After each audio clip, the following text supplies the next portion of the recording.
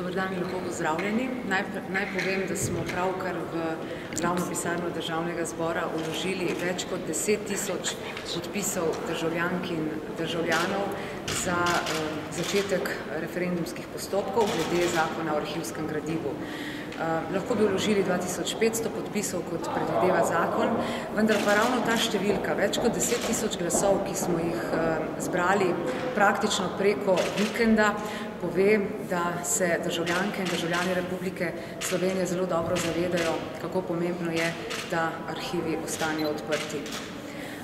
K temu nas seveda zavezuje tudi resolucija Evropskega parlamenta o evropski zavesti in totalitarizmih, ki pravi, da morajo vse države članice Evropske unije poskrbeti, da arhivi ostanejo odprti in dostopni.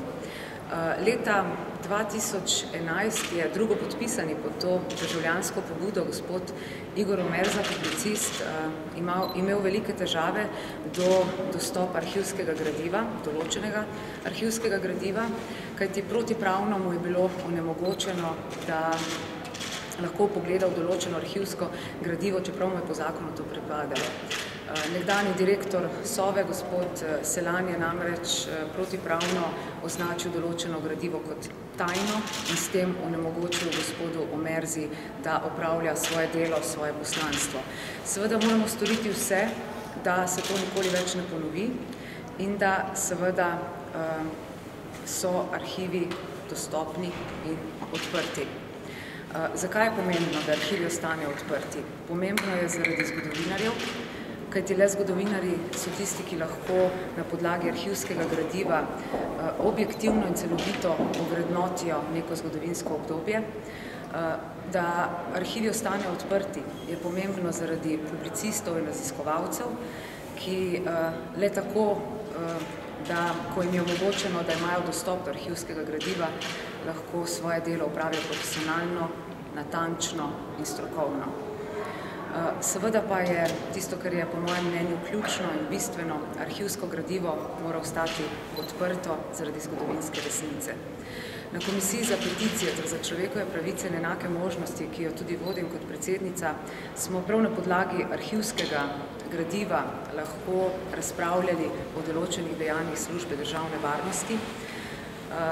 Kot je bilo še večkrat povedano, leta 2002 je tudi Vrhovno sodišče pojasnilo, da je bila to zločinska organizacija in sedaj smo na podlagi prav arhivskega gradiva lahko razpravljali tudi o tem, kaj se je ta služba državne varnosti počela še koncem 80-ih, poznih 80-ih let.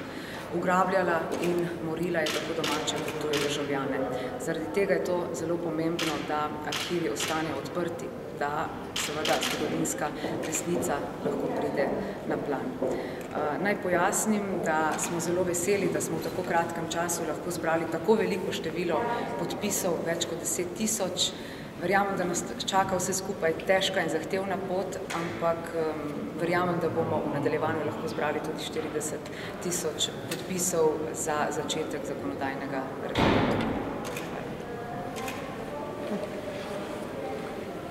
Ja, jaz sam kot raziskovalec bi dodal, da sem se odločil, da podpišem te listine iz preprostega razloga, ker raziskoval sem ta novi zakon na nek način onemogoča normalno delo v arhivu, preveč se vključuje arhivske komisije, vi pa veste, da je bil referendum, v katerem so ljudje odločili, da mora biti vse odprto. V takšni noveli, ko je sedaj sprejeta, je vse odvisno od arhivske komisije. Arhivsko komisijo lahko vsakokratna politika menja in nam onemogoča dostop takšen in na drugačen način. To je bil glavni razlog in mislim, da je prav, da se to spremeni in da poslušamo voljo ljudstva, tako kot so se takrat izjasnili. Hvala. Torej, z moje strani mogoče dve zadevi. Prva je odziv na pravkar vložene liste, druga pa odziv na sporočilo Nove Slovenije, ki mislim, da je pravkar zaokrožilo tudi med vami okoli glasovanja na odboru.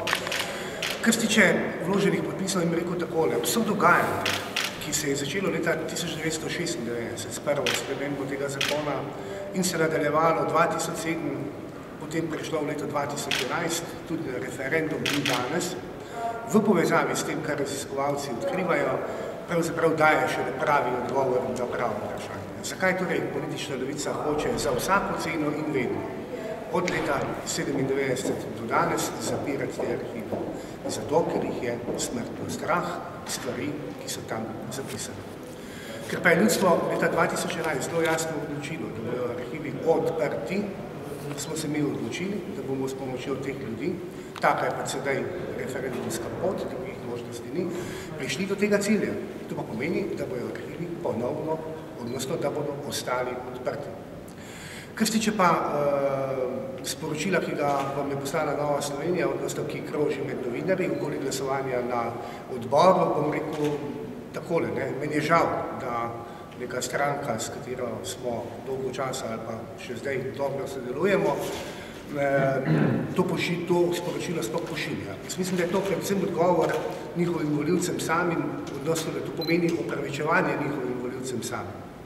Veliko njihovih volivcev je prišlo k nam in podpisovalo. Kolikor imamo podatke z terena, je kar veliko tudi, bom rekel, pripadnikov ali pa volivcev Nove Slovenije podpisalo to referendumsko pobudo.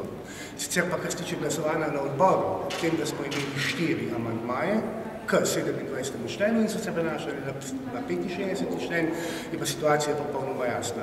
Tako amandma Nove Slovenije kot amandma SDS sta nekako skušala doseči isti cilj, to pa je odprtje arhivov. V taki situaciji je posebno logično, da smo podprli svoj amandma in ne njihov. Če bi podprli njihov amandma, bi bil naš amandma brezpredmetno pri nadaljnjem glasovanju, kar bi bilo pa verjetno nenavadno. Toliko.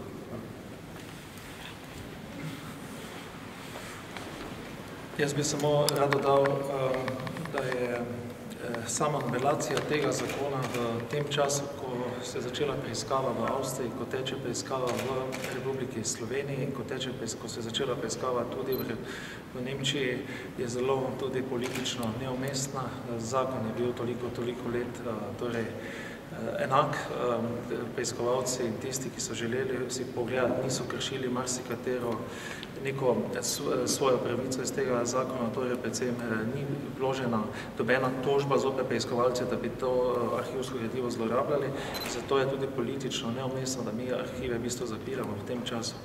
Pomembno pa je, da morda ljudje po tem referendumu, kolikor se bo preiskava nadaljevala, predvsem v Sloveniji se nadaljuje zločini proti človeštvu, torej v Sloveniji se preiskava nadaljuje v smeri delovanja zločinov proti človeštvu, kar pomeni, da je bivši SDV skupaj s takratnim centralnim komitejem nekako deloval, pobijal in likvidiral nasprotnike, predvsem bivšega totalitarnega režima, gre za v bistvu politične nasprotnike.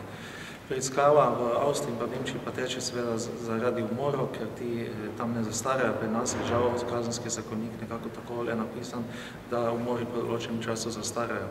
Zaradi tega je tudi to pomembno. Pomembno je tudi za preiskavo zločinskih kaznivih dejanj genocida, prenesenih genocida.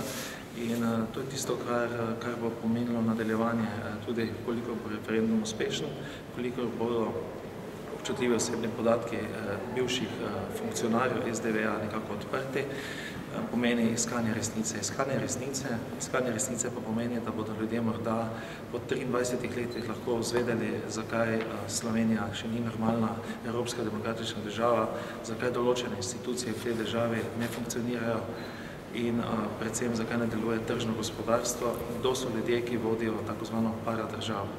Najlepša hvala.